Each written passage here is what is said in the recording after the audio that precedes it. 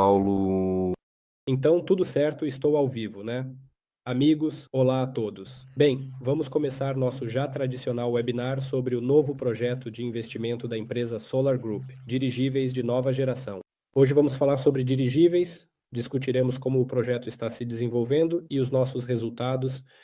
Vamos falar sobre a própria tecnologia, tá? Hoje vamos discutir a certificação dos dirigíveis e antes de começarmos, peço que você curta esta transmissão, se inscreva em nossas redes sociais, onde você está assistindo agora, no YouTube ou no VKontakte, para não perder nossas futuras transmissões.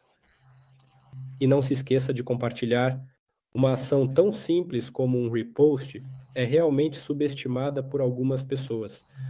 Mas com um simples clique você pode fazer com que o número de pessoas assistindo a transmissão aqui aumente várias vezes. Quero agradecer a vocês pela sua atividade. Nós ainda estamos apenas em um modo pré-lançamento, mas temos resultados bastante bons.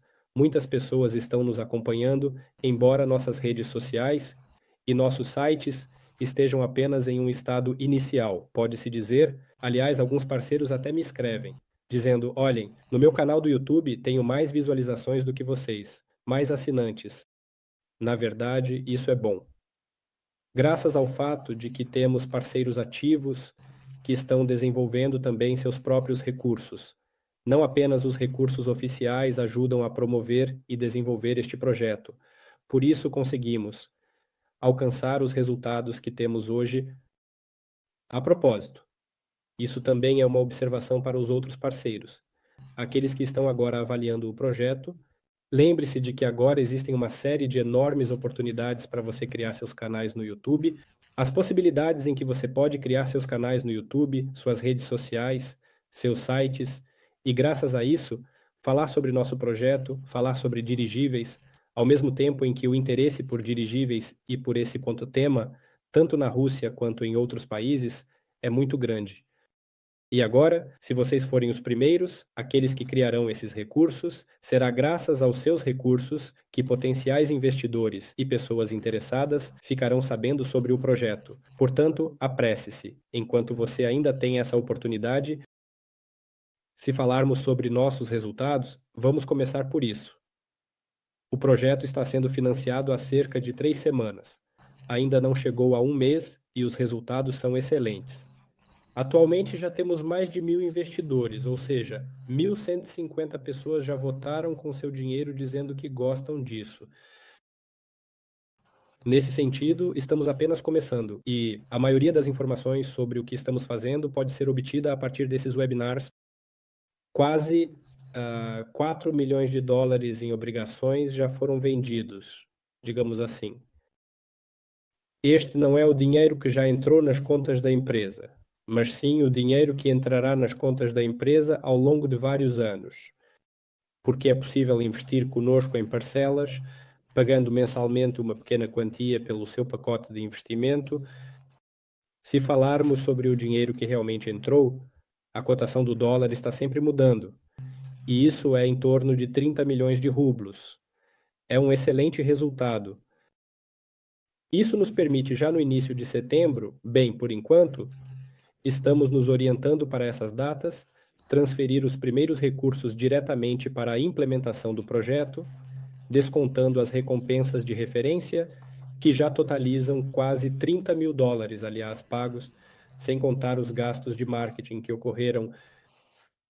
Isso significa que já espero, talvez agora, talvez Fiodor me corrija, mas espero que a partir de setembro possamos acompanhar a implementação dos projetos. É possível que já tenhamos um escritório e que os primeiros funcionários sejam contratados. Em geral, Fiodor agora contará mais detalhes sobre isso. Mas esta é, de qualquer forma, uma nova fase, um novo passo, quando será possível olhar para dentro da empresa que está sendo criada, que se dedicará aos dirigíveis.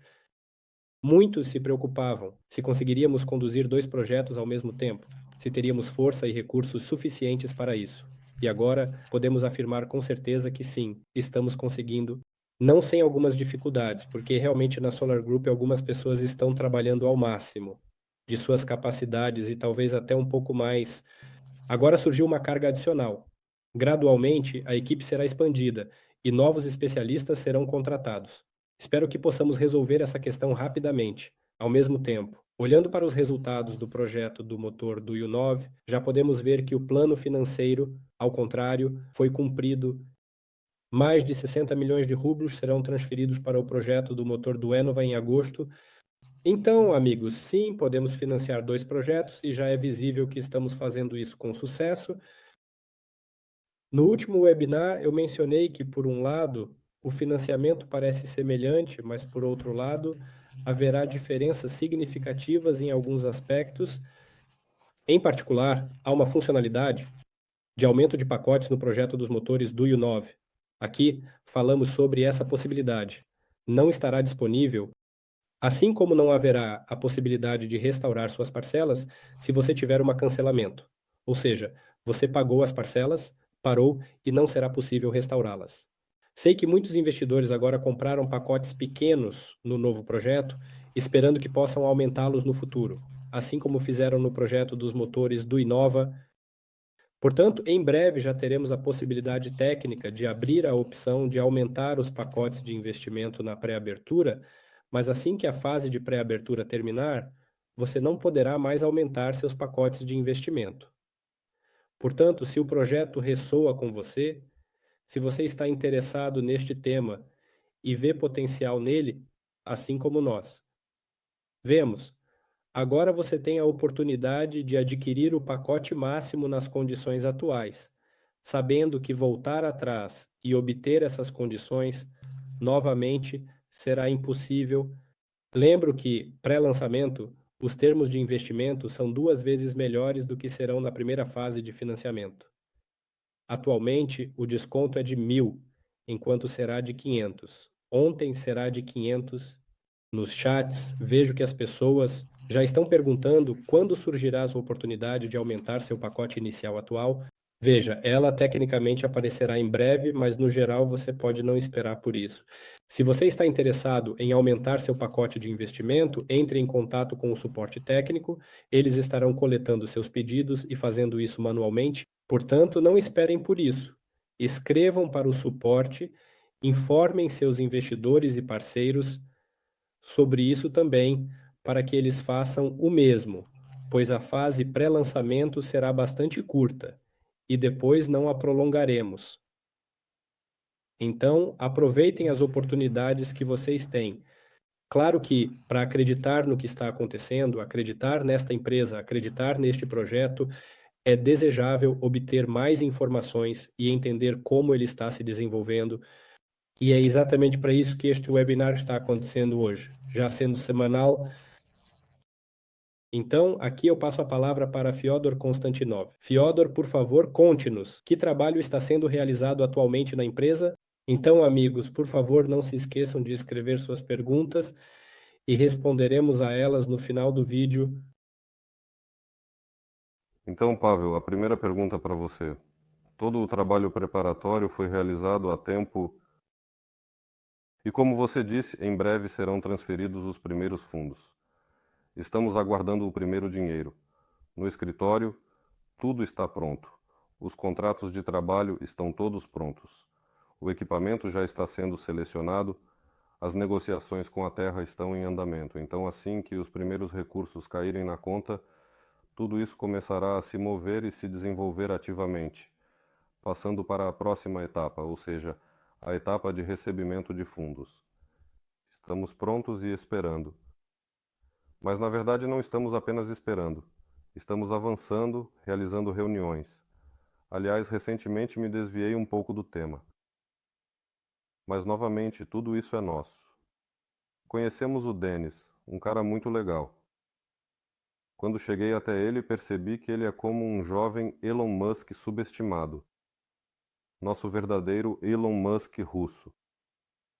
Eles estão lançando aparelhos estratosféricos grandes e pequenos, e assim por diante. Ele faz seus próprios satélites, microsatélites. Existe o formato CubeSats, e ele faz essas pequenas coisas. O mais interessante é que ele já tem vários deles em órbita, mais de uma dezena, e ele tem monitores que os acompanham. Eles enviam sinais de rádio e a telemetria vem deles. Enfim, um cara muito legal, e nós nos conhecemos, contamos a ele em que direção estamos indo, e ele disse: Pessoal, estou muito feliz que vocês apareceram. Vamos colaborar juntos. Estou totalmente a favor. Ele já tinha planos de como poderíamos agir em conjunto. No nosso primeiro encontro, já avançamos bastante, o que significa que nossa visão está alinhada e isso é maravilhoso. Em breve, também o apresentaremos a vocês e ele virá aqui. Vamos nos sentar e conversar. E esta semana, em relação a esses eventos, eu honestamente fiquei chocado. Eu não sabia que era possível sair da rodovia Zelenogradskoye em Moscovo e chegar a uma zona industrial, onde há monitores no telhado, antenas, recepção de telemetria e seus satélites voando, lançando estratosfera em colaboração com a Agência Espacial Europeia. Enfim, ele mesmo contará sobre si. Vamos voltar ao que estamos fazendo e como estamos nos movendo. Estamos naturalmente em direção aos dirigíveis e hoje temos em nosso estúdio Boris Alexandrovich Ivchenko. Já conversamos um pouco e ele me explicou em poucas palavras o que é certificação e como funciona. E vamos, antes de falarmos sobre certificação, em geral, Boris Alexandrovich, como você chegou à aviação? Quando tudo isso começou, você pode contar uma história correta sobre si mesmo? Posso. Boa noite. O que posso dizer? Como de costume, acidentalmente, absolutamente por acaso, entrei na aviação e, em particular, na construção de dirigíveis. Eu estava concluindo meu doutorado na MTU, que é renomada e nomeada em homenagem ao famoso engenheiro Baumann, no Departamento de Engenharia, Cátedra Real. Estes são foguetes lançadores muito complexos, e trabalhei na dinâmica da estrutura, e mais. Minha dissertação estava relacionada a isso, a naves espaciais, a estação espacial, ou seja, não tinha nenhuma relação com dirigíveis, com a aviação. Mas temos um departamento que não se dedicava apenas ao desenvolvimento de motores de foguete propriamente ditos. Dinâmica e resistência da estrutura. E toda a tecnologia espacial consiste em estruturas de paredes finas, ou seja, a dinâmica e a resistência de estruturas delgadas e, em particular, de estruturas flexíveis, dirigíveis infláveis, de balão e coisas assim, e nós tínhamos um grupo muito sério de professores que, entre outras coisas, eram autores da teoria das superfícies flexíveis.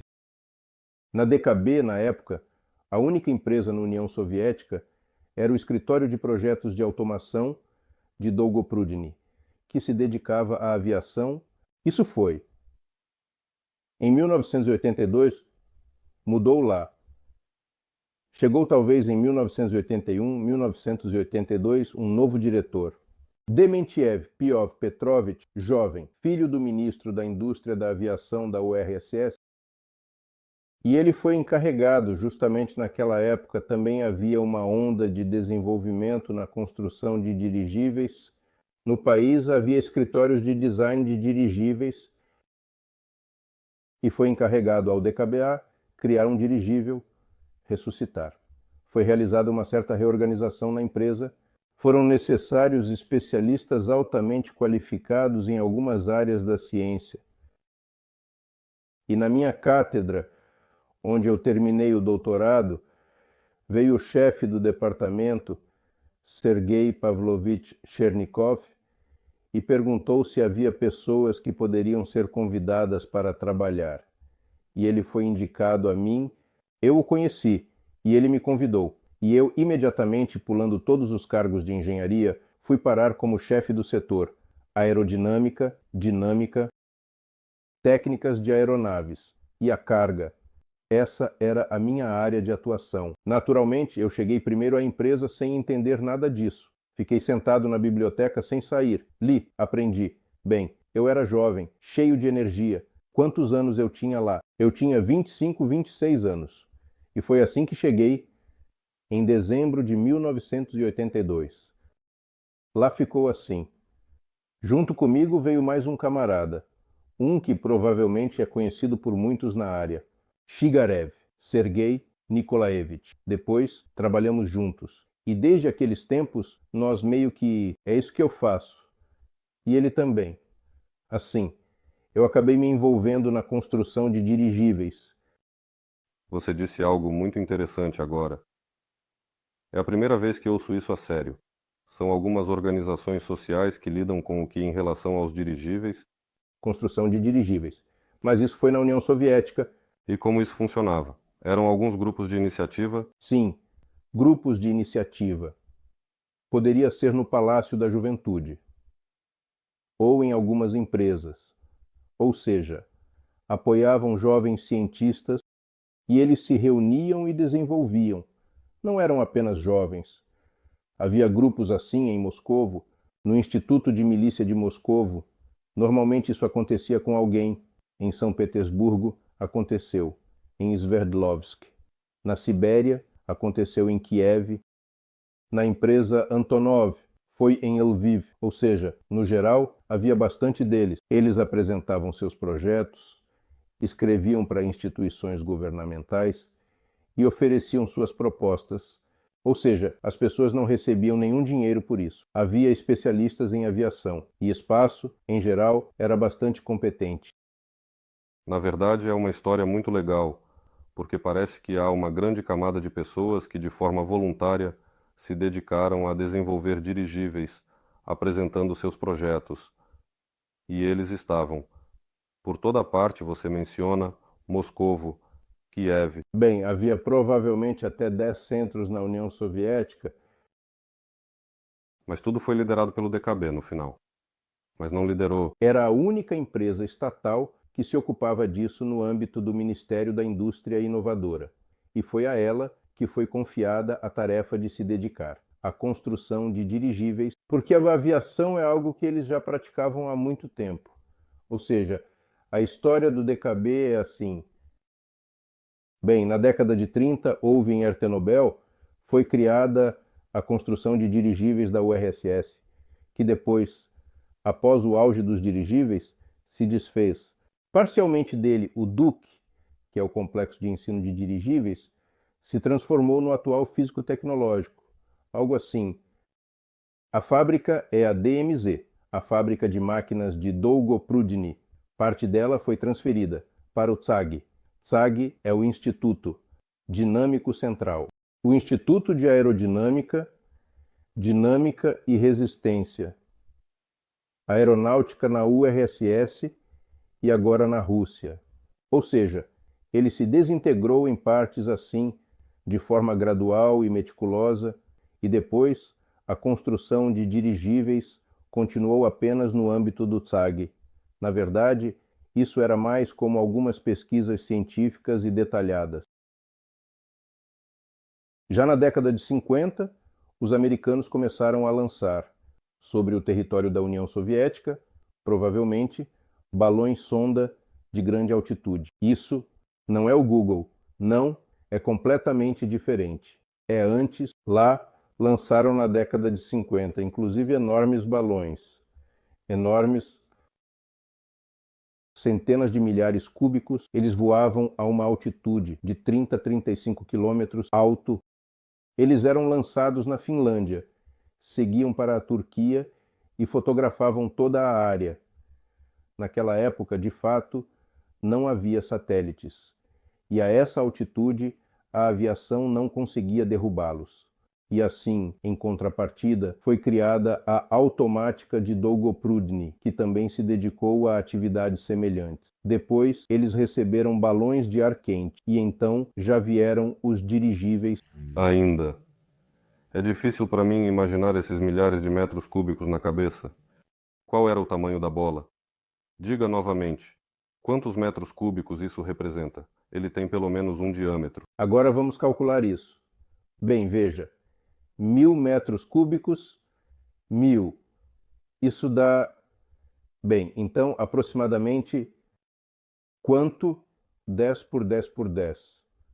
Sim. Se temos 100.000, dá 100 por 100 por 10. É algo alongado. 100 por 100 e 10. Ou seja, deve ter uns 60, 70 metros de diâmetro. 80. Preciso calcular. Ainda mais, havia um protótipo dos primeiros satélites. Enviavam-se essas esferas para a estratosfera para sensoriamento remoto e exploração. Bem, sim, lá, claro, foram realizados alguns experimentos científicos, mas sobre o nosso território da União Soviética, isso é pura espionagem. Ou seja, sim, claro, eles voaram para onde quer que fossem. Ou seja, eles não tinham motores, não eram dirigíveis. Ou seja, eram lançados. A única coisa é que o serviço meteorológico na época não era muito bom, como é agora. Portanto, sabíamos mais ou menos a direção do vento. Lançávamos e em algum lugar na área onde está a OTAN, onde podíamos coletá-los. Reuníamos e processavam porque era necessário obter o filme, já que não havia televisão digital na época. A transmissão analógica de sinais existia, mas o equipamento era de tal tamanho que para transmitir algo desse balão deveria ser ainda 100 vezes maior. Era muito difícil de determinar e muito difícil de derrubar. Eu entendi. Contra eles foi criado o DKB. O DKB evoluiu. Da mesma forma, quando os satélites chegaram, começaram a substituir essas esferas, isso já se tornou pouco relevante. Atualmente, basicamente, ninguém utiliza de fato, nem é utilizado apenas para fins científicos, porque tudo pode ser capturado já por satélites. Bem, nem tudo, como se viu. Criar um satélite é caro. Bem, sim, querido, mas podemos filmar de qualquer forma. De qualquer forma, as áreas que interessam, isso é verdade naturalmente. Talvez agora os dirigíveis estratosféricos possam, com o tempo, competir um pouco com o mercado de satélites. Mas lá é necessário resolver suas sérias questões científicas. Conte primeiro a história, e depois passaremos às certificações. Falam sobre os primeiros voos com Alexander Nikolaevich. Há uma história muito interessante. Bem, sim, houve esses momentos. Bem, eu definitivamente, depois que trabalhei no DKB, tivemos lá um momento realmente bastante interessante. No crepúsculo da União Soviética, em 90, também houve um novo impulso de interesse pelos dirigíveis. Foi criada uma empresa. A construção de dirigíveis da URSS tinha esse nome. Ele tinha um nome longo: Estatal Científico Produtivo, Estatal Cooperativo. Ou seja, era a segunda empresa. Você é jovem, provavelmente não sabe. Havia uma empresa famosa chamada Istok, onde o diretor, seu proprietário, trouxe um parceiro de negócio, algo em torno de aproximadamente 5 ou 6 milhões ganhos. Era muito, muito dinheiro. E como era isso exatamente no final dos anos 90?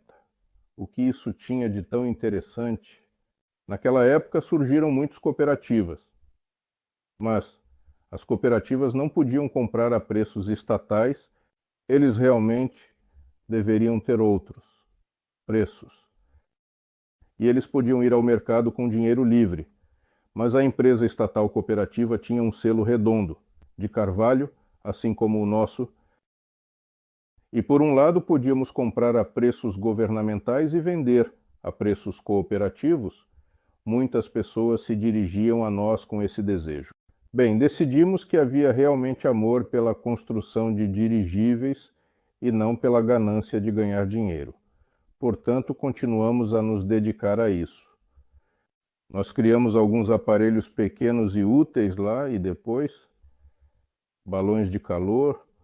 Bem, toda essa infraestrutura desmoronou, a União Soviética se desintegrou e então já não havia tempo para, enfim, não havia tempo para o transporte aéreo. Fale sobre esses dois aparelhos. Disse que foram criados aparelhos. Foi com Alexander Nikolaevich Kirillin. Em 93 eu comecei a trabalhar com ele, primeiro como chefe do departamento de projetos, depois como vice-diretor. Construtor, substituto do engenheiro-chefe. Ele era o substituto do engenheiro-chefe e diretor da empresa. Foram criados 2 aparelhos, a aerostática 01 e a aerostática 02. Estes são, na verdade, os primeiros aparelhos que voaram normalmente no período pós-guerra, desde os tempos pós-guerra, na União Soviética e na Rússia também. Ou seja, eles já foram criados na Rússia, na Federação Russa. São aparelhos monolugares. Havia aparelhos pequenos. Ele foi levantado no ar pela primeira vez em 1994. Este é o Rastatica 01. Seu volume era pequeno. Eram 370 metros cúbicos. O aparelho pesava, no total, 400 quilos. 400 quilos. 400 quilos. 400 quilos. 400 quilos. Casca e piloto, uma pessoa. Tudo junto. Era um pequeno aparelho. Ele tinha um motor muito pequeno, aproximadamente 28 cavalos de potência. RMZ. Bem, é nacional. Ele voou por 2 horas. A velocidade de voo era de 75 a 80 km por hora. Um pequeno aparelho, e no ano seguinte foi criado. Especificamente com este aparelho, o homem o criou de maneira extremamente impressionante e rápida em menos de 10. Mas nós o projetamos e fabricamos parcialmente, e com muito cuidado. É claro que havia muito mais coexecutores e atenção aos detalhes, mas também montavam eles mesmos. Montaram o primeiro aparelho, que estava em Kubinka, no aeródromo. Isso fica perto de Moscovo. E houve um momento muito interessante com ele.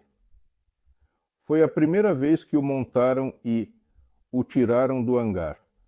O hangar era bem grande. Tiraram do hangar para o campo e colocaram no mastro de atracação. Ainda não voaram. Foram levados, colocados no mastro de atracação. O mastro de atracação estava lá, mas tudo estava concretado. Não era possível se fixar no campo. Bem, uns 300 metros provavelmente da porta. Depois, ficamos parados por um tempo.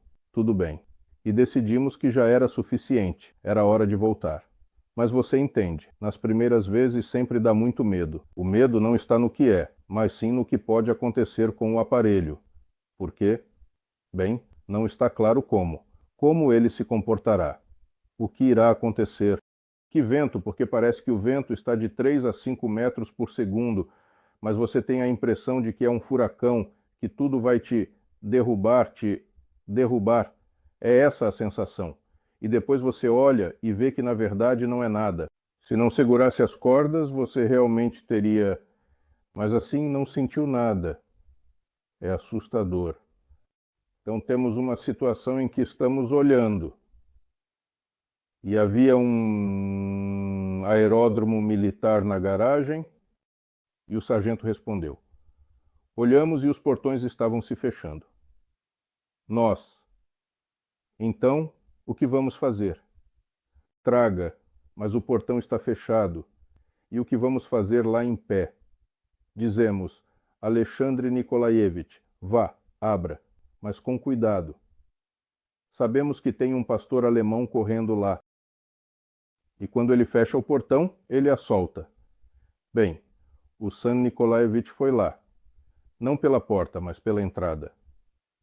Abriu a porta e realmente havia um pastor alemão lá. Ela caiu e ele se defendeu dela. Não conseguiu fechar a porta, ela caiu junto com ele no vestíbulo. No geral, ele quebrou a mão, caiu lá, mas se defendeu. As portas se abriram, ligamos o aparelho e essa foi a primeira história. Ou seja, e também houve uma história com o segundo aparelho. 1 ano depois, criamos o segundo aparelho. E o primeiro já voou? Sim, claro, ele voou. Além disso, tínhamos 2 pilotos com ele. No início, foi Lebedev Stanislav e depois Selivanov.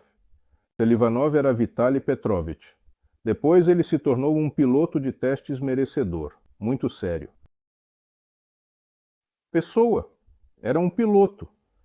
E por que ele estaria aqui? Além disso, anos 90 éramos interessantes por vários parâmetros. Em particular, não havia nada de especial. Ninguém sabia o que era permitido e o que não era. Esses voos em Kubinka não seriam autorizados. ninguém teria autorizado porque se trata de aviação experimental. Deve haver uma autorização especial, acesso especial e assim por diante. Os números, o aeródromo deve ser de testes. E também era um aeródromo, na verdade, de uma unidade militar, mas os generais nos permitiram, disseram que estava tudo bem. Bem, ou seja, naquela época as coisas eram assim. Na lei e em um bom sentido e em um mau sentido. Aqui está em um bom sentido. E por isso, quando já estávamos prontos para voar, vieram até nós o comandante do Corpo de Aviação e seu substituto para ver e autorizar o uso do dirigível. E então Selivanov acabou de se sentar. E, na minha opinião, ele os treinou na época para voar, em aviões de ataque. Ele é piloto de testes e começou quando era instrutor. Eles o conheciam. Naquela época, ele tinha 50 anos. Eles o conheciam e, ele era muito... Este dirigível, embora pequeno, era tanto o primeiro quanto o segundo. Ele possuía uma rotação do vetor de tração, ou seja, ele decolava verticalmente do lugar. E podia pairar um pouco, e ele subiu assim a 1 metro, a 2. Eles estão a 1,5 metros dele. Ele subiu, nos deu 1 metro, acenou lentamente com a mão através do vidro e acelerou. E assim. Fui a cerca de 30 graus. Fiz um círculo e pousei. Eles olharam e disseram, você pode voar. Isso foi com o primeiro... Eles olharam e disseram... Isso resulta em uma primeira e imediata capacidade de manobra, podendo pairar no lugar e subir em um ângulo de 30 graus. Bem lá, mas não foi o primeiro voo. Nós realmente realizamos voos, nos permitiram... Não foi exatamente o primeiro voo. Houve também algumas pequenas falhas. E no primeiro voo, de fato, tivemos uma falha nos lemes de altura. Quando Lebedev Stanislav queria subir, ele na verdade queria descer. E ele, ao contrário, queria subir. E no geral, ele desligou o motor, soltou o lastro e pousou. O dirigível é praticamente seguro, pois ele passa para o voo livre. Ele se equilibra e, em geral, isso não apresenta problemas. Havia problemas com Elevanova também, mas eles foram resolvidos no processo. Qualquer aeronave precisa ser ensinada a voar. Está claro. E aqui está o primeiro que é bem sucedido. É compreensível, pequenas falhas. Eles sempre estiveram lá, mas geralmente, em geral, já em 1 ou 2 semanas, realizaram um voo demonstrativo, como este. E quanto tempo vocês levaram? Desde o momento em que decidiram que iriam construí-lo até o primeiro voo? Sim, faz realmente, de fato, praticamente um pouco mais de 1 ano. Mais de 1 ano o aparelho pronto.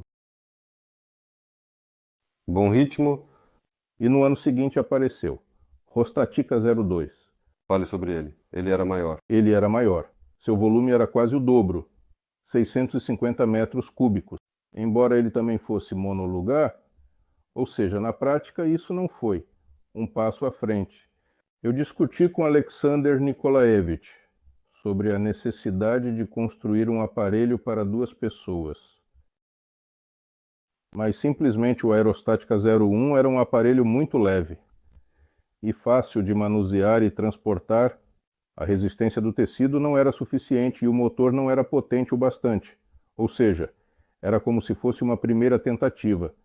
Certo, um aparelho muito leve, o Aerostática 02 tem um volume de 650 metros cúbicos, seu comprimento é de 27,5 metros, ou seja, era um aparelho que podia voar em primeiro lugar por 4 horas. A velocidade dele era um pouco acima de 90 km por hora. Nós medimos, se não me engano, 95, 96. Ou seja, já era mais. Ele podia levantar 120 quilos junto com o piloto, ou seja, isso já é.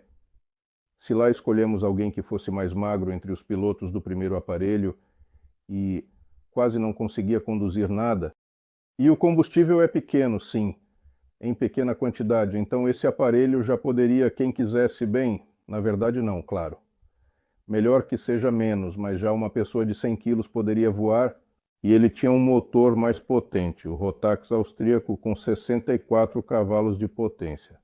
e a capacidade de combustível já era de 60 litros, ou seja, o aparelho já existia.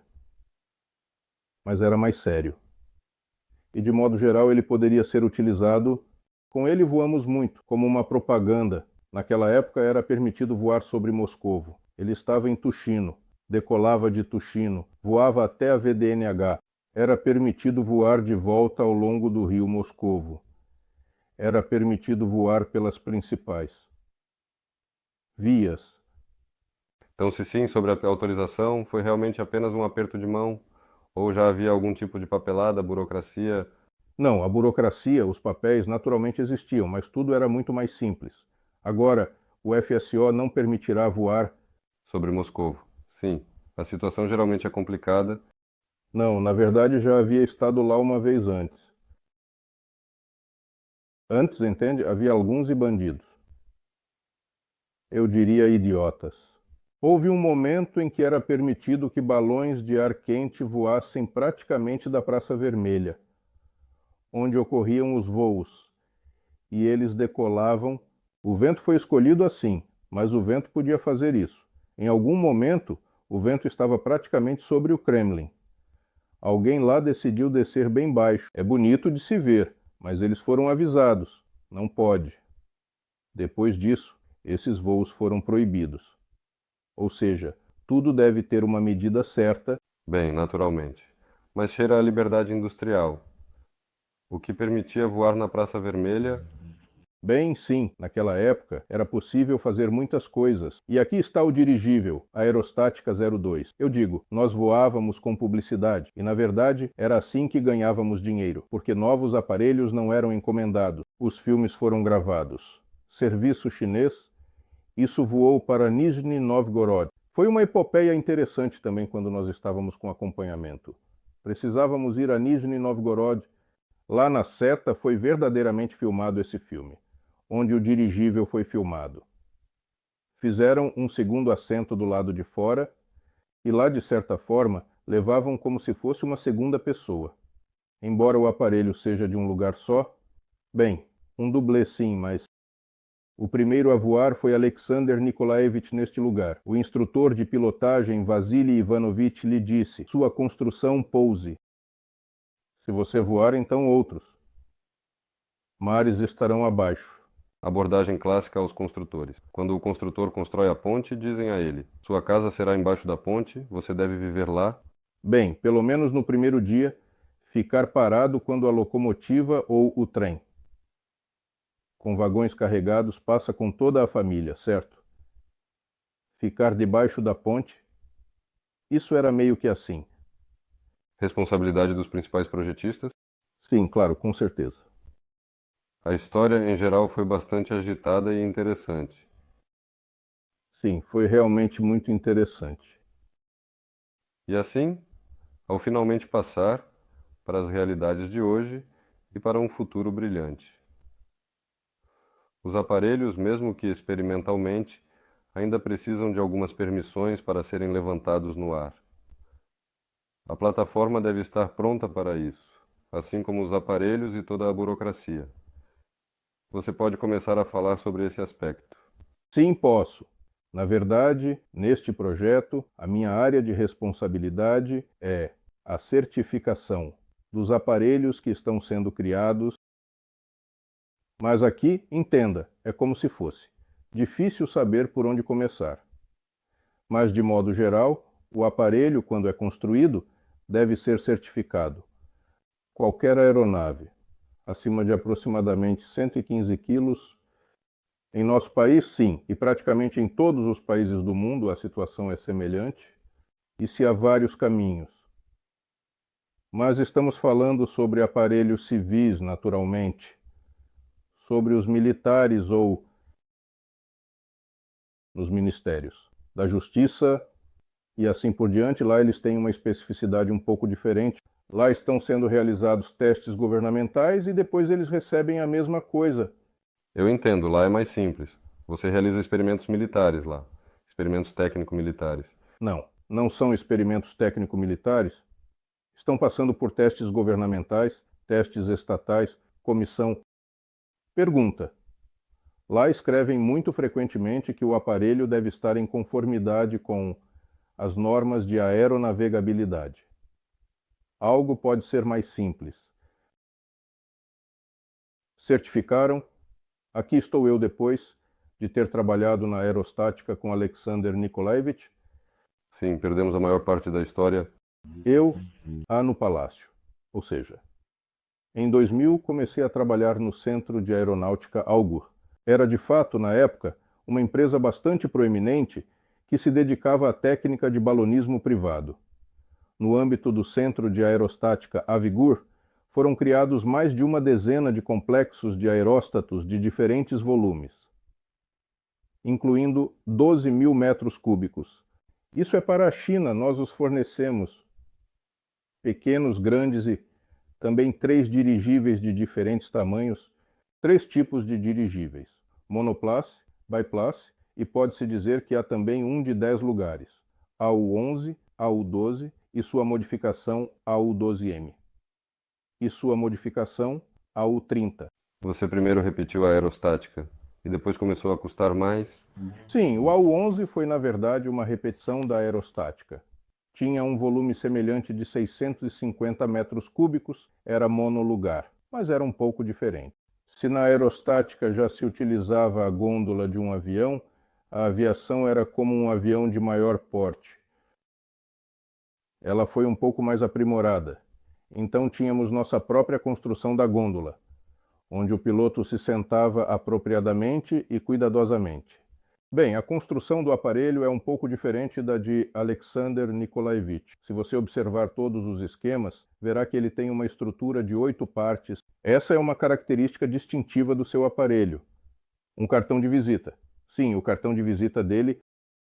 Tínhamos um esquema clássico em forma de X, não em forma de mais, mas em forma de X, e eram 4, ou seja, havia uma diferença, a forma do corpo era diferente. E quem já estava construindo? Afinal, houve a estática, naturalmente, foi puxada pelo Alexander Nikolaevich, mas o primeiro AU... Bem, eu fui o principal projetista do AU-12. Eu saí do Centro de Aeronáutica para o GUR em 2000 e se tornou o responsável pelo importante chefe do escritório de projetos. Nós tínhamos um engenheiro-chefe. Ele é o diretor da empresa, Fedorov Stanislav Vladimirovich.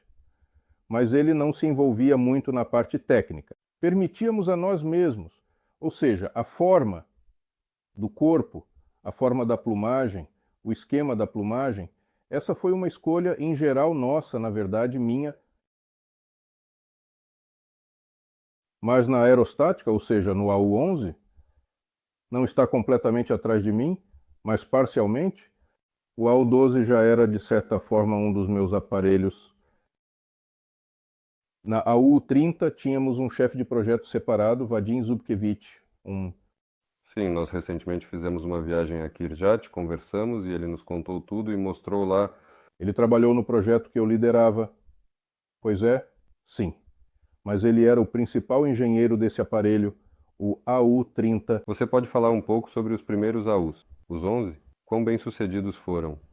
Ou vocês os usaram apenas como o primeiro passo, o segundo passo? E em que vocês se concentraram na época? Bem, você sabe, o AU-11 foi mais como um passo, como você diz, o primeiro passo. Depois venderam-no para algum lugar na Crimeia, na Ucrânia. Na época ainda era assim. E depois, na verdade, eles o despacharam para algum lugar na China. Para ser honesto, não sei onde ele desapareceu. Provavelmente não agora, mas talvez mais tarde. Isso foi em 2001. Há muito tempo. Depois já... Você ganhou dinheiro com isso? Apenas vendeu? Trabalhamos e vendemos. Sim, já estávamos criando o AU-12, ou melhor, foi até um pouco mais interessante. Havia o AU-12 e recebemos um pedido da França. Os franceses, eles encomendaram o corpo do aparelho, ou seja, a casca, a plumagem, aquilo que está acima da gôndola, e o sistema de controle. Eles mesmos projetaram a gôndola. Havia um amante do ar, da construção de dirigíveis, cujo pai tinha dinheiro, e ele financiou esse trabalho para ele. E eles pensavam em ganhar dinheiro com isso. Provavelmente ganharam.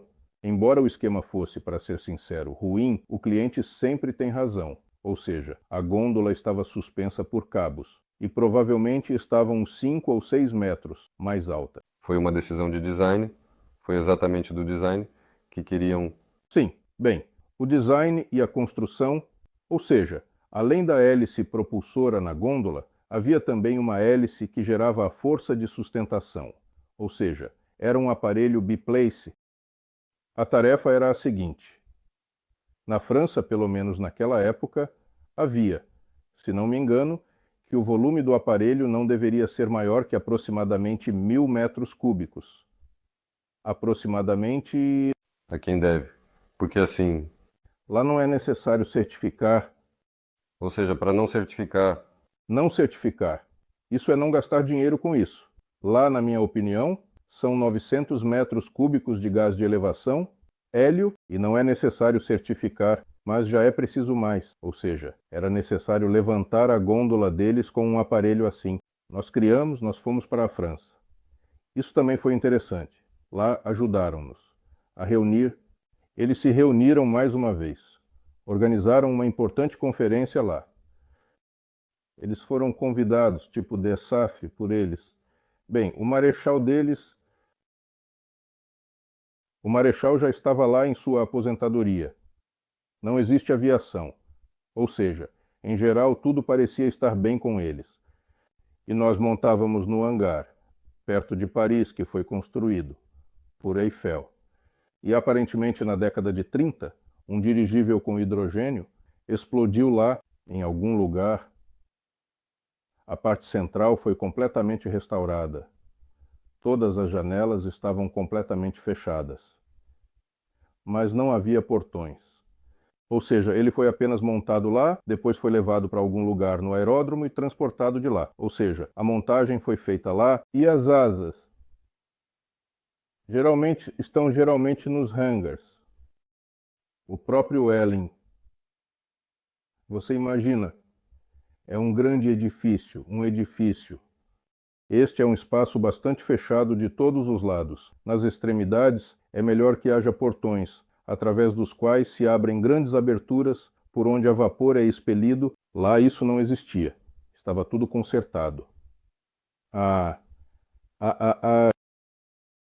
esquerda e à direita, geralmente há algo como asas. Estas são extensões de 1 ou 2 andares, onde estão os construtores. Eles tinham um ateliê, lá estava escrito, lá desde aqueles tempos, eles ainda criavam cascas de cifragem para que pudesse ser facilmente pegada e levada para um grande hangar. Assim, lá estavam todos os pisos podres. Poderíamos ter nos machucado, especialmente nessas anexos. Ou seja, eles restauraram a parte central. Bem, de forma condicional. e você foi lá montar um dirigível, eles... Sim, junto com eles. Eles alugaram, bem era algo interessante. Engraçado. Então foi o Eiffel que construiu. E eles o exploraram. Bem, eles o exploraram. Depois, aparentemente, ocorreu uma tragédia. Eles o congelaram e, aparentemente, em algum... E isso é perto de Paris-La-Fontaine, subúrbio. Sim, subúrbio. Lá está o Parque dos Veteranos da Força Aérea. Parque Lago. E assim, no território deste parque, ele estava naquele hangar. Ele não era utilizado, ou seja, eles entregaram isso aos dirigibilistas franceses, na minha opinião, assim. Bem, como os veteranos experientes, dedicados, corajosos e valorosos da Força Aérea, né? As Forças Armadas pediram ajuda dizendo, por favor, ajudem-nos. E a resposta foi, sim, pelo amor de Deus, vão em frente. E como você fez? Você produziu os componentes na Rússia e foi para montá-lo? Sim, enviamos conforme o contrato. Chegaram lá para montar. Eles juntaram e foram com ele? Não, não foi embora. Nós reunimos, eles organizaram uma conferência, tiraram fotos, não havia para onde levá-lo. Não havia lugar, não há porta. Você consegue imaginar? Este produto tem 1.000 metros cúbicos, tem cerca de 30 metros de comprimento, com um diâmetro de aproximadamente 37 e poucos metros de diâmetro. 7 metros com algo? O alongamento é mais ou menos aproximadamente 4. Também é necessário também ter a forota. Para onde vamos levá-lo, certo? Não havia para onde ir. Por isso eles encheram com gás, mas não muito, para que ele simplesmente ficasse bem. O hélio, de fato, custava menos naquela época do que agora, mas ainda assim tinha um custo. Fotografamos, experimentamos, aceitamos nosso trabalho. Nós entregamos a carcaça. Conectamos com a gôndola. Tudo está funcionando normalmente. E tudo, nós fomos embora. Liberamos o gás, fomos embora e depois eles já estavam enchendo com gás. Os rapazes vinham até nós e consertavam a cobertura depois de algum tempo. Já em algum lugar no sul da França, eles voavam com publicidade. Afinal, eles voavam... Não, eles voaram por alguns anos, talvez 5 ou 6 anos. Usaram para publicidade. Seria interessante ver a foto. Se alguém puder pesquisar agora e enviar no chat geral, encontrar essa gôndola suspensa por cabos, eu também gostaria de dar uma olhada. E esse também foi um estágio intermediário. Depois você desenvolveu um aparelho mais sério. Bem, assim aconteceu. Depois recebemos um pedido do Ministério da Administração Interna de Moscovo. É um aparelho para voos sobre Moscovo. Bem, algumas atividades, em particular quando o criamos, ele quase não desceu. Madonna se apresentou em Moscovo nos Luzhniki. E então ele chegou lá. Normalmente não era mais permitido voar para Moscovo. Disseram que até o Ministério da Administração Interna, mas que iriam executar. E por isso, o máximo que eles faziam era voar pela MCAD, observando a situação nas estradas, e também na região de Moscovo. Este era um pequeno aparelho. Sim, era um aparelho biplace. O mesmo apenas com uma única carcaça, que chamávamos de AU-12M. Se aquele tinha 1.000 metros cúbicos, este tinha 1.200, um pouco a mais. Ele não passava. Então aumentamos a estrutura e fizemos um aparelho assim. Este aparelho passou pela certificação. Recebemos o certificado de tipo para ele. O certificado de tipo é o que permite. É emitido pelas autoridades de aviação russas para qualquer aeronave. Se você obtiver um certificado de tipo na Europa, na América ou no mundo, você tem o direito de duplicá-lo, repeti-lo quantas vezes quiser. Então esse foi o primeiro dirigível com certificado de tipo... Sim. Na Rússia moderna.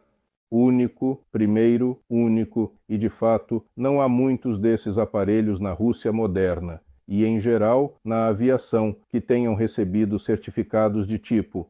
Aviões, não temos muitos aviões civis. Sim, interessante. E você foi responsável pelo escritório de design que o criou. Você estava encarregado de sua certificação. Sim. Muito legal.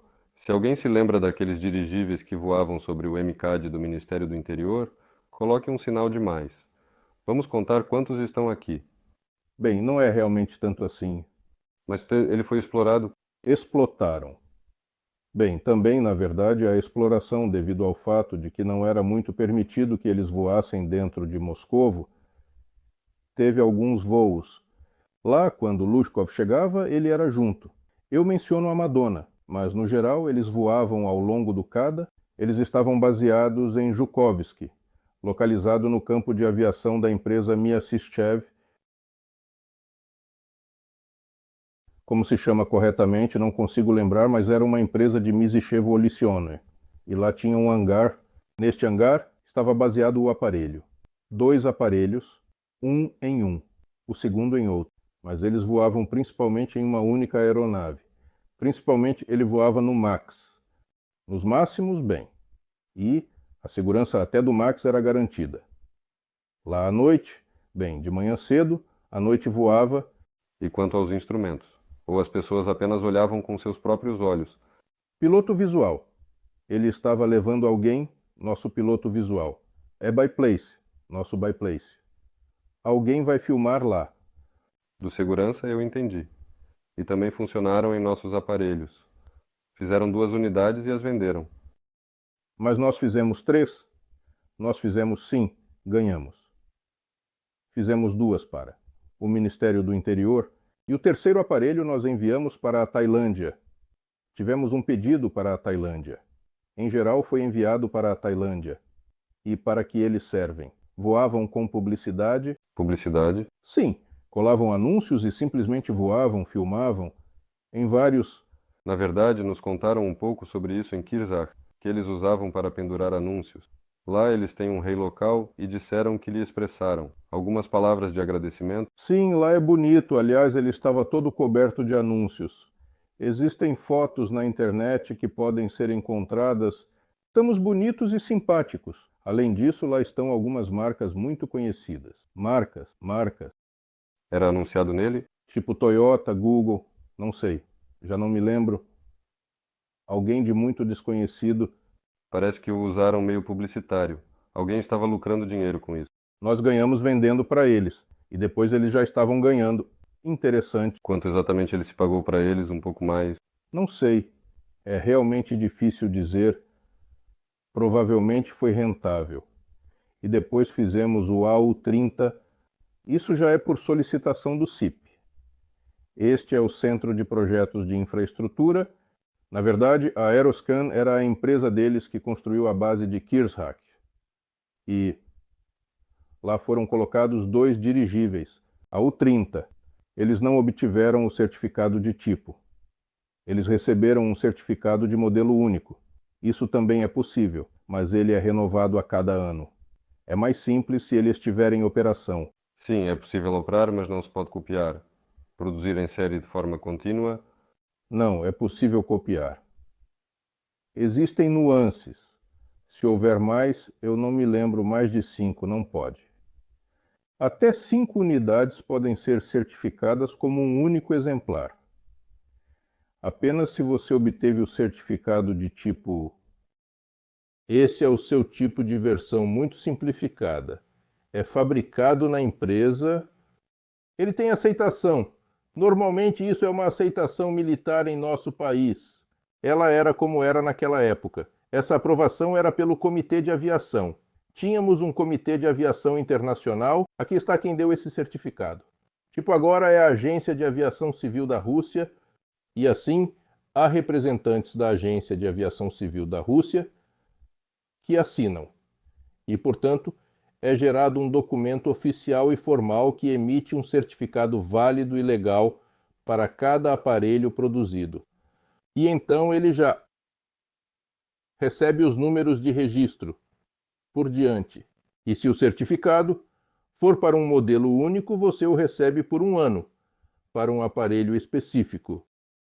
O próximo também precisa ser certificado. O próximo também. Claro, é mais fácil se forem os mesmos certificadores. Se eles veem que o aparelho é o mesmo, então essa é uma situação padrão. Além disso, passou 1 ano, você deve confirmar, por exemplo. Ou seja, precisam fazer alguns voos de controle. Eles precisam verificar se os prazos de validade expiraram e assim por diante. Alguns voos de controle. Ou seja, você deve fazer isso todo ano. E além disso, na minha opinião, não é permitido vender ingressos para isso. Com o certificado você pode fazer o que quiser. E não são todos os trabalhos de aviação que podem ser realizados, como pesquisas, ou algo mais que você possa utilizar. Já é comercial. Está relacionado ao transporte de pessoas. E até mesmo, para cargas, é necessário obter um certificado. E se eu puder vender, por exemplo, uma caneta para uma pessoa e como presente oferecer uma viagem inesquecível em um dirigível não certificado? E então, se algo acontecer com a pessoa, e você fará uma outra viagem inesquecível? Tudo certo mesmo assim. Se nada acontecer e ninguém, então pode. Mas se Deus me livre acontecer, então virão pessoas especialmente treinadas. Naturalmente. Mas se algo acontecer mesmo em um certificado, eu entendo. Ainda assim... Não, lá tudo já é diferente. Conte-me, é muito interessante. Bem, eu entendo que o dirigível é o meio de transporte aéreo mais seguro. Pode-se, mas também um dirigível, um helicóptero, um avião. Acontecem sim. E como é que é lá mesmo? Uma comissão é criada e, com base nos resultados, determina-se quem é o culpado. Muito frequentemente, os culpados são os pilotos, mas isso pode ser mais simples. É muito triste ouvir isso do lado dos pilotos. Além disso, você se acidentou e ainda foi acusado retroativamente. Por outro lado, houve casos na história da União Soviética em que se reconheceu que algo havia decolado. E, na minha opinião, também foi retirado do Boeing. Eles são analisados, mas isso então é todo. Eles são analisados, mas isso então é todo uma verdadeira epopeia, certificação, a elevação de todas as perdas por parte da empresa, etc. E tal. Por quê? Como? O que? O que foi negligenciado? Aqui parece que todos são culpados, porque, por um lado, os desenvolvedores são culpados e os certificadores também são culpados, que não são empresas, mas sim órgãos governamentais, que deixaram passar, porque a certificação. Entende? Existem dois conceitos. Você tem um dispositivo, por exemplo, um termo de referência, o cliente diz: aqui está uma caneta, ela deve escrever ser da cor vermelha, escrever debaixo d'água e mais algumas coisas, certo? Mas tudo isso é realmente bom. Mas a certificação do aparelho ou da mesma caneta não responde a isso. Pode ser que o aparelho não decole, mas também não decolará. A aeronave mais segura que está no chão, ela não voa. Portanto, isso é importante na certificação. Isso é segurança, o mais importante. Eles não são responsáveis pela velocidade, pela execução. Quantos passageiros são transportados? Qual é a velocidade do aparelho? A altura do seu voo? Características técnicas de voo importantes. Aqui, a segurança é o que realmente importa. O que você, por exemplo, não vai acidentalmente furar os olhos com essa caneta ou com outra pessoa? Ela não vai explodir, porque está sob pressão para escrever debaixo d'água. Mais alguma coisa lá. Esses são os momentos. Portanto, aqui, se, por exemplo, algo aconteceu com a aeronave, isso é analisado seriamente. Isso significa que algo não foi considerado. Mas esses momentos ocorreram aqui, agora na aviação, e nós também usamos baterias de íon de lítio, não é? Por um tempo não os deixavam entrar na aviação. Por quê? Agora eles são permitidos, agora existem, mas lá é todo um... Em geral, eles mesmos passam pela certificação no geral de componentes. Não é um processo simples. Ou seja, se você pegar uma bateria que não é certificada de acordo com as normas de aviação, você pode levá-la e certificar como parte do aparelho, isso é possível, mas será muito caro. É caro em termos de provar que é seguro, que precisa ser aquecido, congelado, jogado e outras coisas assim. Esses são alguns dos requisitos. Se você pegar um componente que passou por essas normas, ele custará aproximadamente cerca de 5 vezes mais do que o comum, mas não é necessário gastar em aproximadamente... Ou seja, a economia ainda está presente. Quando você pega algo certificado, Não é economia, mas a economia, essa precisa ser calculada, porque o que é mais vantajoso, pegar uma hélice, por exemplo, existem diferentes componentes em uma aeronave, como os motores, as asas e a fuselagem. Há diferentes categorias, digamos assim. As categorias mais importantes são as primeiras, que incluem a hélice e o motor. Bem, e algumas outras coisas. Equipamento de emergência, tipo colete salva-vidas de segurança e proteção. Isso também se refere à categoria mais alta, ou outro equipamento, ou algum outro. Mas a partir daqui já fica mais simples. E se também é permitido, embora alguns possam, um dirigível de transporte com um grande número de pessoas, o motor deve ser adquirido apenas se for certificado, apenas pelas autoridades de aviação. Outro, em geral, no conjunto de aparelhos que podem ser certificados para pequenos aparelhos, mestis. Mas isso também não é muito simples. Posso lhe dizer que quando certificamos o AU-12 Pavguri. Nós sabíamos claramente e, sem dúvida alguma, que não. Conseguiríamos uma boa e satisfatória velocidade. Por quê? Porque usamos os parafusos do avião. De aviação, eles têm 2 lâminas, mas nós precisávamos de 4. E nós simplesmente os pegamos e os empilhamos assim. Embora soubéssemos que era possível calcular, era possível fabricar. E seria muito melhor, especialmente se usássemos compósitos, mas essas hélices eram feitas de madeira, e a madeira não envelhece. Não é necessário verificar a envelhecimento. Verificação de envelhecimento envolve estandes e é cara para parafusos. Portanto, isso resulta em um recurso, envelhecimento por recurso, e assim, para evitar isso, nem sempre são escolhidas as melhores opções, mas aquelas que passam facilmente pela certificação. Entendido. Preciso calcular. O que é mais vantajoso em termos de tempo, inclusive, acontece em tudo, porque isso, de forma geral, qualquer técnica, ou qualquer uma de forma geral, a aviação também é especialmente afetada por isso. É uma questão complexa que se relaciona fortemente com isso. E o dirigível também. Isso é, na verdade, uma soma de compromissos. O desenvolvedor é experiente e pode saber que, separadamente, é necessário escolher um tipo específico de estabilizador, um tipo específico de motor, e que um material muito bom para a fuselagem seria ainda melhor se feito de compósitos. No entanto, quando se considera o custo, ele pode ser tão alto quanto ouro ou platina, tanto em preço quanto em peso. Depois, ao consultar alguém, você ouve que não conseguirão fazer isso em 2 anos. Precisamos de 5 anos.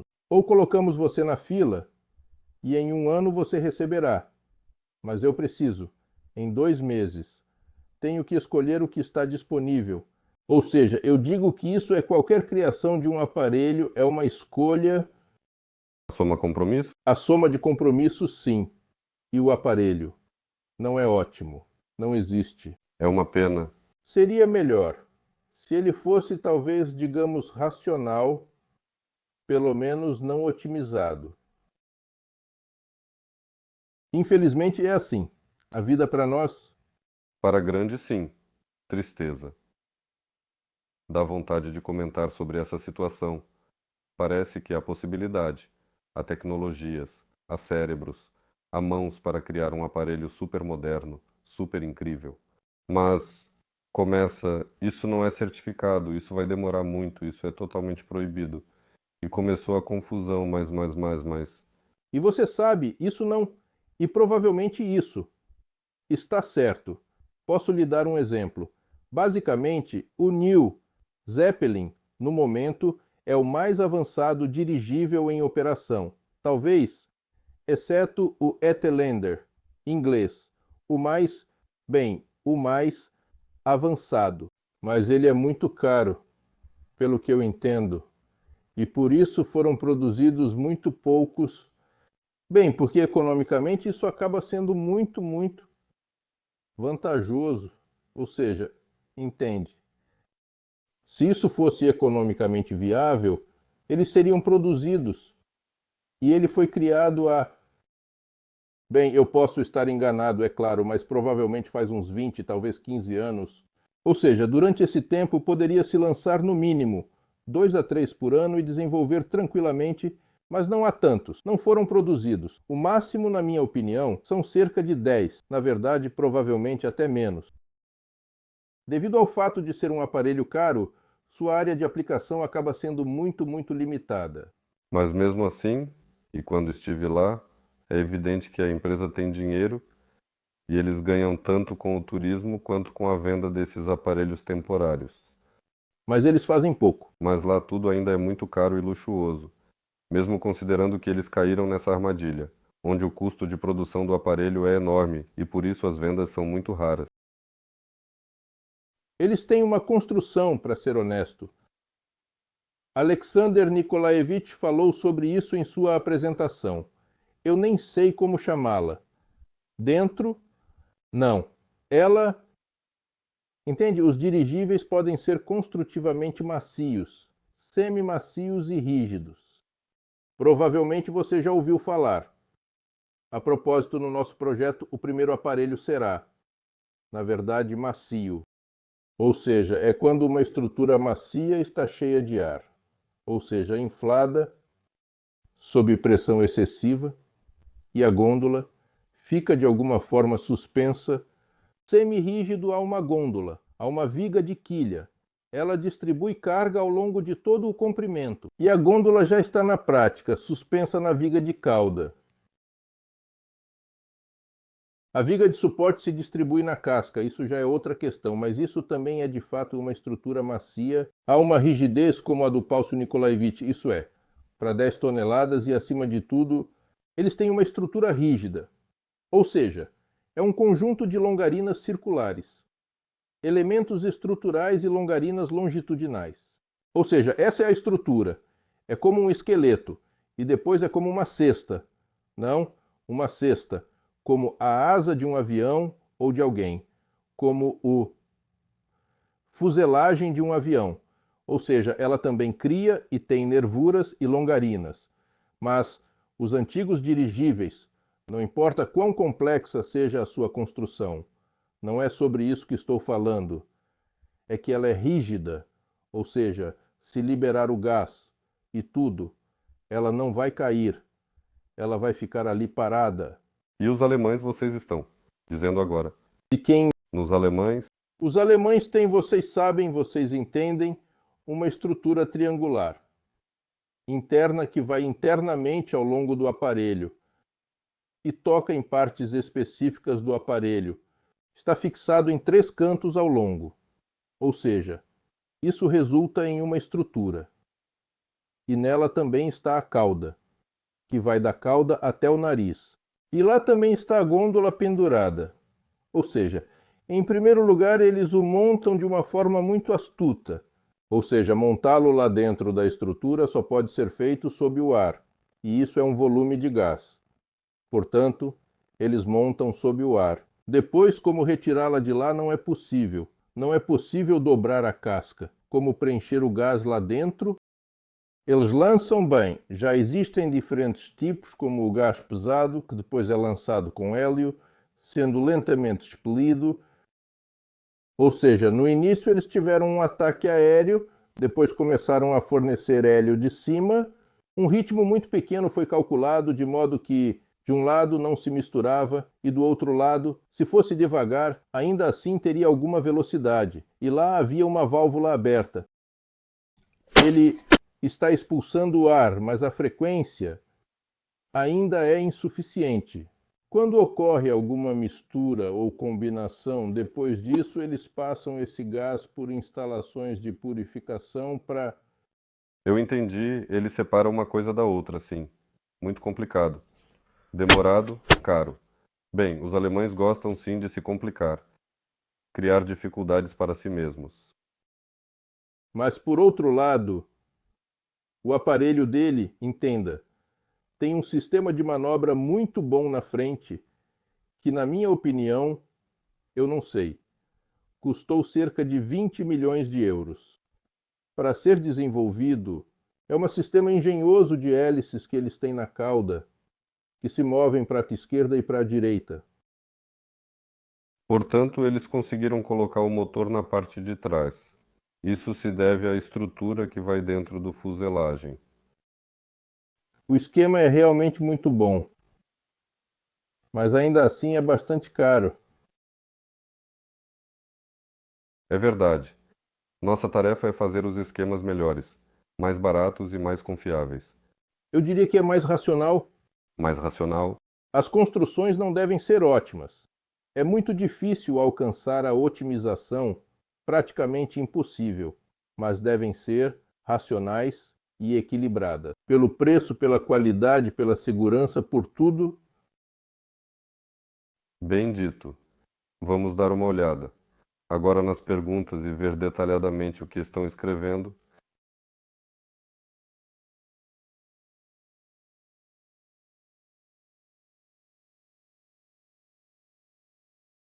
Dizem para geralmente nomear os dirigíveis normalmente em russo. Você pode, por enquanto, falar sobre o U-30. Quantos foram feitos no total? Por enquanto, vou separar essa questão. Bem, foram planejadas 5 unidades. Na verdade, foram fabricadas bem 4. Provavelmente 2 para o governo de Moscovo, que é a capital da Rússia, 2 para o SIP, que são os Aeroscans, que foram operados em Kirjat, uma cidade na Rússia. Um foi entregue à França, um país na Europa Ocidental. Etienne, assim, ele queria voar com ele para o Polo Norte. Bem, no geral, eles o mataram. E quanto ao não tripulado? Um grande não tripulado estava até planejado. Que dirigível você tem? Lá, a gôndola está em Kirchach. É uma maquete. Bem, isso é, bem, de qualquer maneira, um trabalho separado. De qualquer maneira, era assim. Mas não teve um final. De jeito nenhum. Não conseguimos.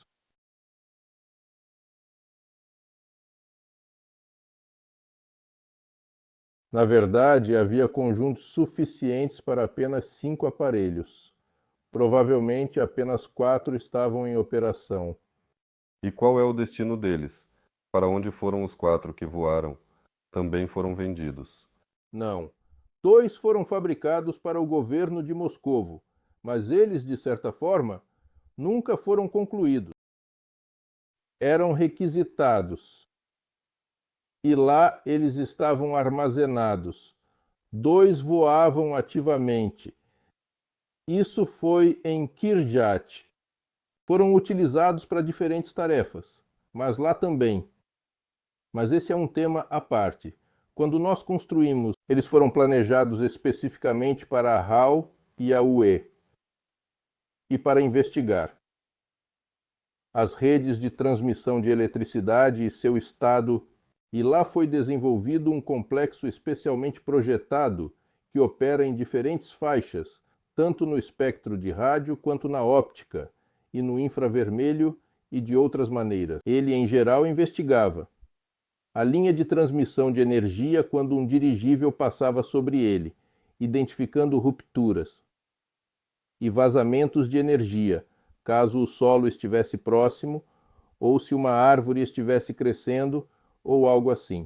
E deveria ser mapeado. Como se fosse um esquema, entenda, acabou que, como me contaram, não havia muitos esquemas, na verdade. Todas as redes elétricas, redes de energia estavam mapeadas. Ou seja, apenas as pessoas que as mantinham sabiam. Ou seja, se houvesse alguma interseção, isso também, de fato, exigiria uma cartografia mais precisa, detalhada e minuciosa.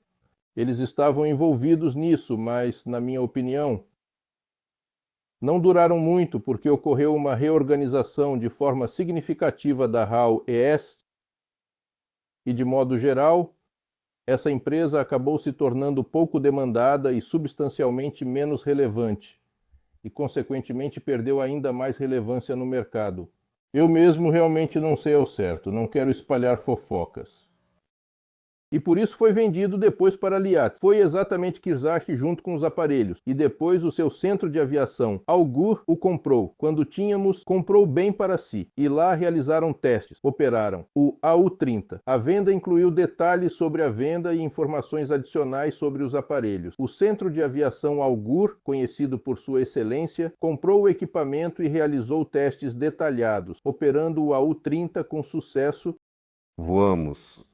A questão principal, no entanto, é simplesmente importante.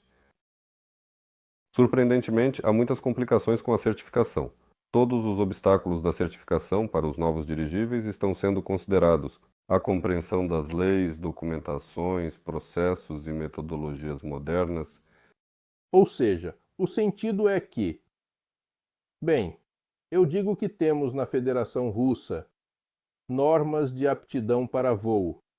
Vamos chamá-las assim. Os critérios de aeronavegabilidade para dirigíveis foram aceitos. participação. Eles foram aprovados em 1996, mas isso é de fato praticamente idêntico às normas americanas de critério de design de dirigíveis, e realmente esta é uma categoria normal. Quando o número de assentos para passageiros não ultrapassa 9, isso, digamos, são 9 drones. Um pouco mais... Quais são as normas de aeronavegabilidade? Sim, existem. Bem, não importa.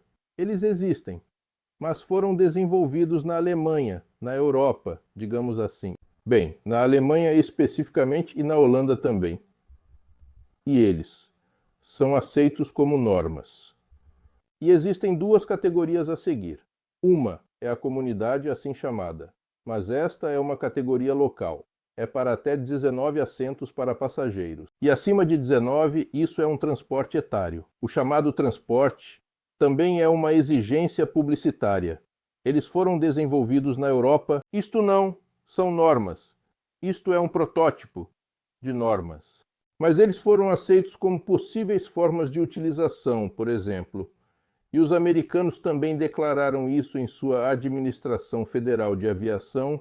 O que eles podem usar? A propósito, eu provavelmente não sei. Agora há um dirigível que está passando por testes de voo este ano. Um grande dirigível Brinov, não é? Brinov, sim. E assim, com base provavelmente nessas normas, eles obtiveram permissão para realizar os testes.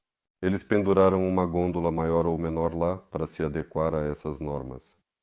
Bem, eles suspenderam a gôndola do dirigível, sim. Aquela que... Eu acho que eles não adaptaram as normas, é difícil dizer por quê. Eu acho que eles a suspenderam simplesmente porque não se preocuparam, pegaram uma pronta, esse dirigível, e entregaram a eles um pedaço desse trabalho e por um preço mínimo a utilizaram porque, de certa forma, isso é um protótipo para eles, não é importante. Certo, isso está claro, mas como vamos agir em relação à parte russa dessa legislação? Precisamos de novas normas. Não são novos. Lá você entende, na verdade, por lei, a questão não está nem mesmo nas normas. É necessário desenvolver uma chamada base de certificação para cada novo aparelho. Este é o seu conjunto de requisitos, especificamente para este aparelho, com suas, digamos, particularidades. Quem deve ser desenvolvido exatamente? É ele quem assina, aprovado pelo Registro de Aviação das autoridades da Federação Russa. Estão sendo desenvolvidos, é claro, pelos desenvolvedores. Está claro onde poderiam saber? Sim, e eles são coordenados de forma especial, mas ele pode ser desenvolvido e será desenvolvido com base nas normas que já foram elaboradas pelos alemães e americanos, que foram aceitas. Eles os desenvolveram no início dos anos 2000. Depois enviaram para todos os principais institutos da especialidade, até mesmo para pessoas individuais que quisessem, coletando comentários deles e, em seguida, aprimorando-os. Ou seja, esse é um procedimento que, em geral, não é simples e é demorado. Por exemplo, nosso aparelho não usará motores de combustão interna. Os parâmetros relacionados a isso serão descartados, mas, em contrapartida, adicionaremos algumas novidades. Por exemplo, teremos células de combustível. Isso significa que serão adicionadas células de combustível, ou seja, é uma coisa que pode ser realmente dobrada. Ela precisará se adequar. Provar que o aparelho atende a cada um desses requisitos. Na verdade, são muitos. São milhares de requisitos. Em cada requisito há itens, subitens, mais, como uma matrióshka. Eles estão lá. Entendido. Essa estrada parece construída sob os pés. Sim, e é necessário construí-la desde o início a partir do projeto do aparelho. Porque se, por exemplo, está especificado que o motor deve ser separado da restante gôndola por uma barreira contra incêndio, e se você usar, não me lembro, mas, por exemplo, uma barreira de alumínio com essa espessura, ou uma de aço com essa espessura, mais fina, está claro, isso é suficiente. Não é necessário provar nada.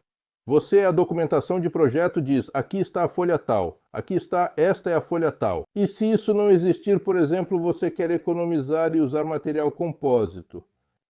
Então eles dirão em 3 segundos que 3.000 graus queimam e você deve provar que não é inflamável e que as pessoas não vão sufocar. E assim começou. Não, você pode seguir por esse caminho. Se você tiver tudo, você irá para o Instituto de Incêndio correspondente, realizará testes em suas instalações e obterá os documentos. Sim, eles mantêm você. Você pode seguir assim. E então você vai continuar. E se você já considera tudo isso, durante o projeto fica mais fácil de provar. Tudo certo. Primeiro de forma racional e depois, quando já estivermos, por assim dizer, fortes, grandes, com uma base sólida sob os pés. Aí já podemos nos mover e provar como é o certo. Não, lá já é possível até propor suas próprias normas. Por exemplo, não existe isso. Não acontece. As pessoas, o que acontece é que quando as inventaram, foram baseadas em aparelhos antigos, depois em aviões, helicópteros, e então simplesmente pararam para pensar. O que pode acontecer? Não é. Mas se isso não acontecer em um período de 5, 6, 7 anos, já podemos dizer, pessoal, que não precisamos disso. Vou apenas dar um exemplo aqui. Na minha época, quando eu ainda era jovem e cheguei ao DKB, durante a União Soviética, e desenvolvi, bem, também tínhamos normas semelhantes às que eu tinha no TSAGI. Eles dizem, aqui está a gôndola de passageiros, bem, nós tínhamos isso, fizemos um dirigível de passageiros, começamos com 8.000 metros cúbicos. E ele diz, sobrecarga de 15G. Eu digo, tema a Deus, um dirigível não tem. Isso não é um foguete, um pouco mais. Não é um avião que pousa aqui, neste lugar, não existe. Eles dizem, sim, sabemos, não existe, realmente. Mas se não for difícil para você fazer isso. Não é fundamental, mas você usa assentos de aviação que são projetados para isso. Algo mais, algo mais. Então não precisa mexer.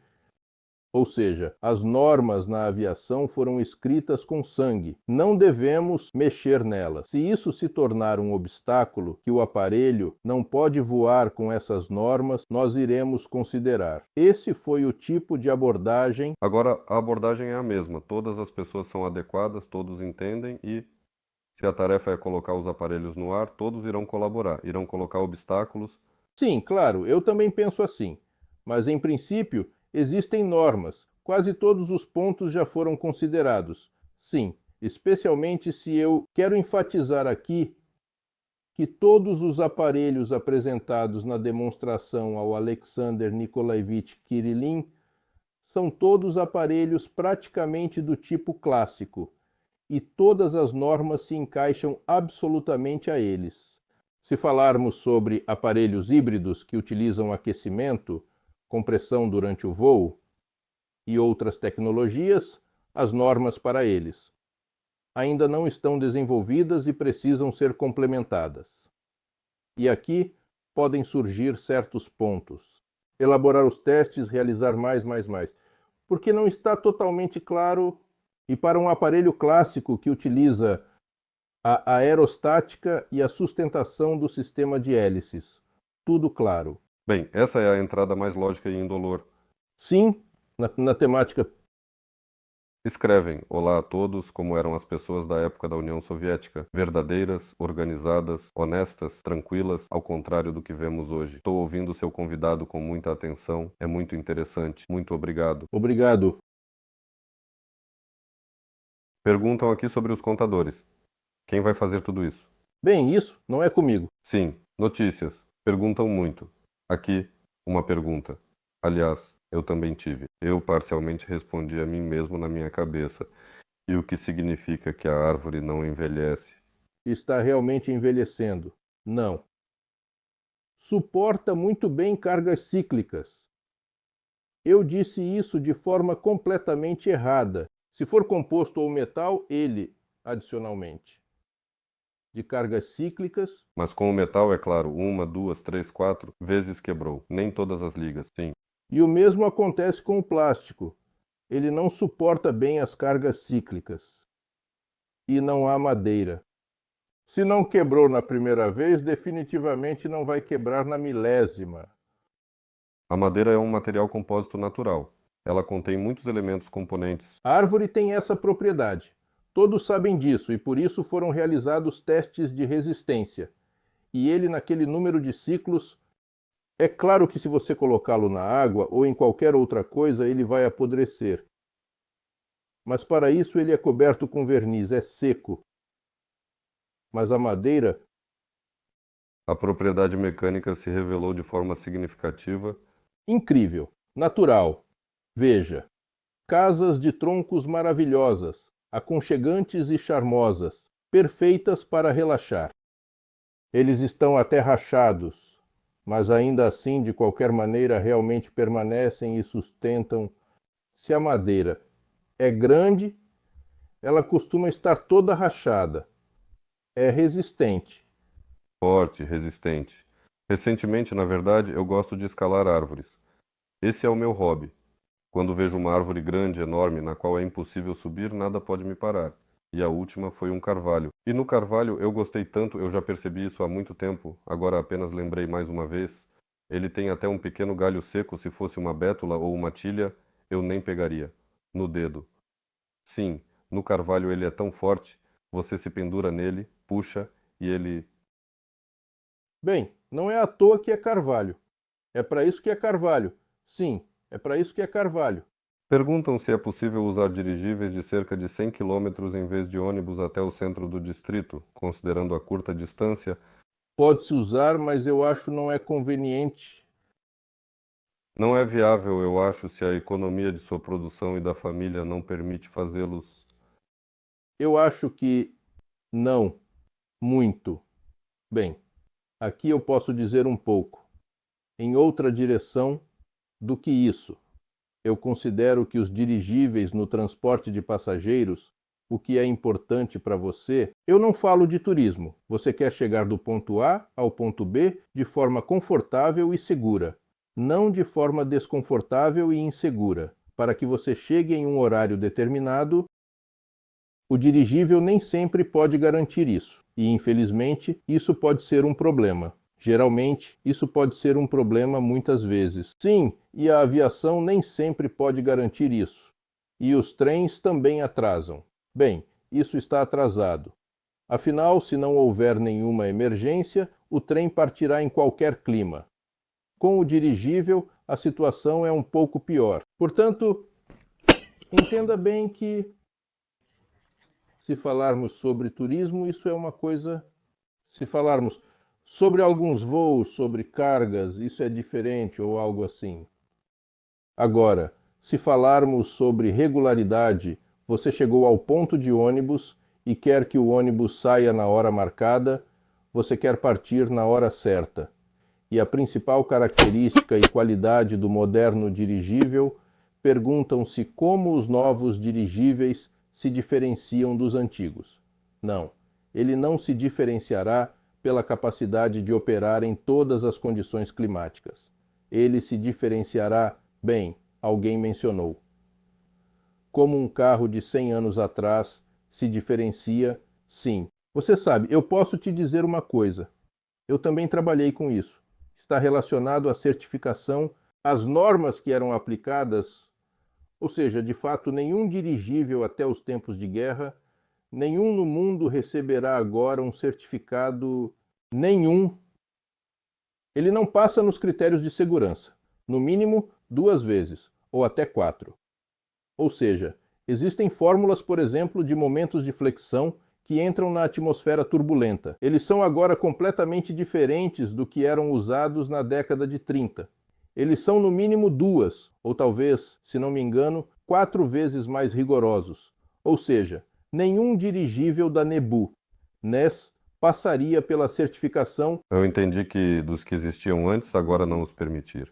Sim, nenhum Zeppelin teria passado. Ou seja, Agora eles serão muito mais seguros, porque o conhecimento sobre a atmosfera é muito maior e as normas estão se tornando cada vez mais rigorosas. Ou seja, do ponto de vista da construção do dirigível, isso é pior. Ele carregará menos, mas será mais seguro.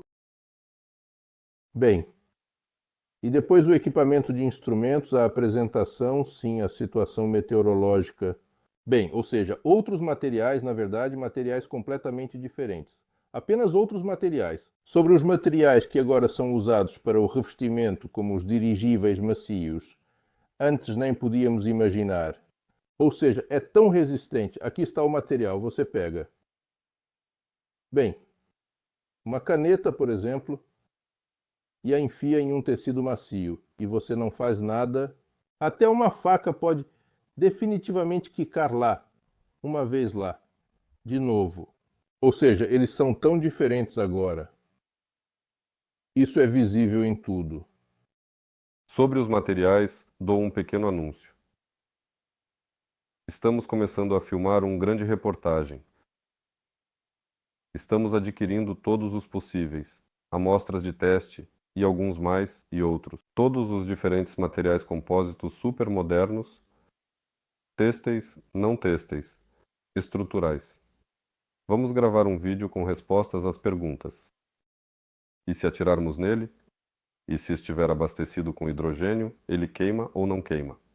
Vamos abastecer esses sacos com hidrogênio de Kevlar e tentar queimá-los. Vamos ver o que acontece. Faremos tudo. Com os pesquisadores e os assistentes adicionais, em um nível sério, isso não será apenas um brinquedo. De fato, já começaram a criar esse tipo de conteúdo, porque realmente há muitas perguntas. E se romper? E se disparar? E se um pássaro colidir? No geral, todos os pássaros. Não vamos soltar pássaros nele, mas faremos imitadores. Então, vamos mostrar. Há testes. Um corpo, um ganso, na minha opinião, é disparado de um canhão, sim, contra o vidro do avião. Testes. E como seria se o avião chegasse durante o voo? E depois onde comer o ganso, ou até mesmo, quem sabe... Bem, isso é uma brincadeira. Se sobrar algo dele. Então... E quanto à potência do tiro, sobrou algo do ganso, ou é tão forte que o despedaça. O ganso, mas o para-brisa está inteiro. Bem, para ser honesto, eu não sei. Mas imagine se um avião está voando a 800 km/h e colide com um ganso. O que aconteceria a essa velocidade? Na verdade, o ganso adquire aceleração, já deveria. Se estragar por si só, perder sua integridade... Não sei. Eu não comi. Como? Acelerar um ganso inteiro a tal velocidade sem danificá-lo? Suave. Ah, você está falando sobre isso. Não, não. Bem, pode-se acelerar. Eu acho que não é nada demais. Ou em um pacote de polietileno. E como poderia ser diferente? Ele rasgará... Não, bem, é possível acelerar. Não, não com um canhão, não precisa ser abrupto. Bem, é mais ou menos isso. Sabe, eu já me interessei em meu tempo sobre quanto uma pessoa poderia suportar de sobrecarga. Uma pessoa. O que você acha? Quanto... Bem, eu não me interessei... Dados americanos quase 50G. Isso é GURU. Com o que comparar? Quantos temos no carro? 1 ou 2? As maiores sobrecargas em caças, opinião, são de 8G. Um cosmonauta, quando a descida de emergência é de 12, 14. Isso é 50. Uma pessoa pode suportar. Não. Eu acho que com isso a retina do olho realmente se adapta. De fato, definitivamente. E isso foi acelerado em algum carro que estava em alta velocidade. E havia uma camada grossa e espessa de espumas brancas e densas cobrindo toda a superfície.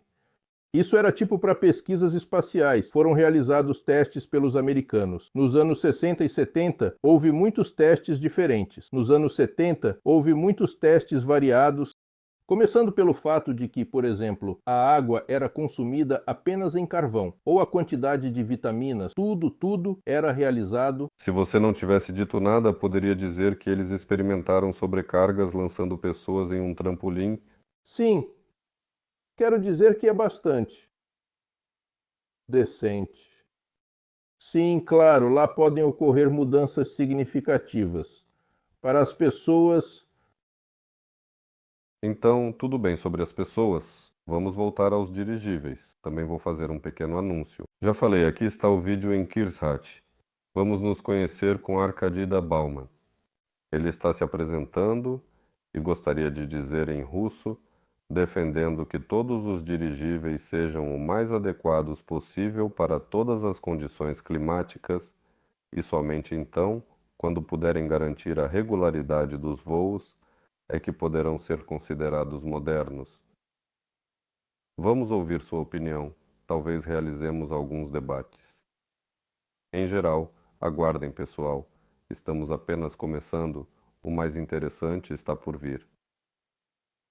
Há tantas perguntas relacionadas aos nossos assuntos internos, vamos assim dizer, questões sobre ações, economia e assim por diante.